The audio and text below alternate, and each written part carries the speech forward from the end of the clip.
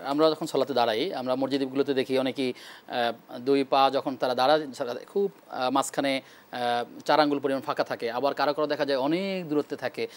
আবার কেউ ১ বিঘত পরিমাণ ফাঁকা রাখেন। আসলে সুন্নাহ কি সেক্ষেত্রে কি করা উচিত এখানে?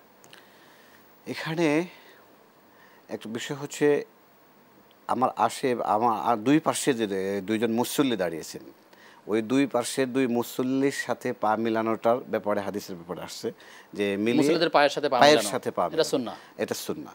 এখন হচ্ছে যদি কিন্তু অন্য একজন মানুষ তো অনেক স্বাস্থ্যগতভাবে মোটা। কিন্তু জি। তাকে যদি বলা হয় যে আপনি খুব পা কাছাকাছি করে দাঁড়াবেন, এটি আসলে কি না, ভারসাম্যপূর্ণ? এখানে আসলে বিষয় হচ্ছে যে ২ মুসল্লির সাথে পা মিলানোটাই হচ্ছে জরুরি। এখন যদি ২ মুসল্লি যদি দূরে থাকে তাহলে তো সে হচ্ছে তার পাটা তো একটু ফাঁকা থাকবেই। স্বাভাবিকের বেড়ে যেতে পারবে না। আর উনি হচ্ছে অবশ্যই চেষ্টা করবে, এত বেশি করবে না যেটা হচ্ছে দেখতে খারাপ দেখা যাচ্ছে। আবার এত কাছাকাছি করবে না তার কষ্ট হচ্ছে। কারণ ইসলাম কারো উপরে কোনো কষ্টদায়ক বস্তু চাপিয়ে দেয় না।